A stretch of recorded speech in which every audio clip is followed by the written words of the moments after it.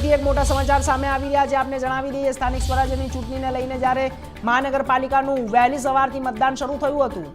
આપને જણાવી દઈએ કે મહાનગરપાલિકાના 13 વોર્ડની 52 સભ્યો માટેની ચૂંટણીનું મતદાન શરૂ થઈ ગયું છે। મતદારોએ પોતાના મતાધિકારનો ઉપયોગ કર્યો અને મતદાન કર્યું છે। સુરેન્દ્રનગરની વાત કરીએ છીએ, લોકોએ મતદાન કરીને લોકશાહી પર્વની ઉજવણી કરી છે। સાથે સાથે લોકોએ તંત્ર દ્વારા ગરમીના લઈ છાયા, પાણી અને આરોગ્યની વ્યવસ્થા કરવામાં આવી।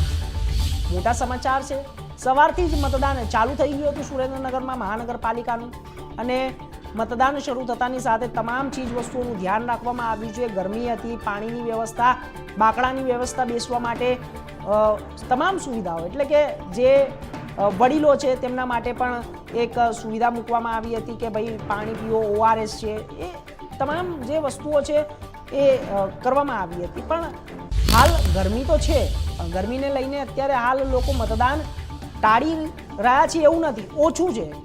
4 વાગ્યા પછી વધશે, 5 વાગ્યા પછી, એટલે મતદાન એ વખતે થોડું વધારે થશે એવું છે।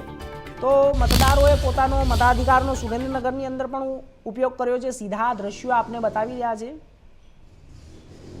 મહાનગરપાલિકાના જે 13 વોર્ડમાં 52 સભ્યોની જે ચૂંટણી યોજાઈ રહી છે, જ્યારે સવારથી મોટી સંખ્યામાં લોકોને મતદાન કરવાની વારંવાર અધિકારી તેમજ રાજકીય અગ્રણી દ્વારા કરવામાં આવ્યું છે કે વહેલી તકે મતદાન કરી નાખવું જોઈએ। અને મતદાન કારણ કે હીટવે અને ગરમીનો એક છે ત્યારે જોયું અમુક બૂથ ઉપર લોકો ઉત્સાહભેર મતદાન કરી રહ્યા છે, જ્યારે અમુક વિસ્તારમાં આપણે જોયું તો બહુ જ ધીમી ગતિનું મતદાન ચાલી રહ્યું છે। મયુર સંઘવી, ઇન્ડિયા ન્યૂઝ, સુરેન્દ્રનગર।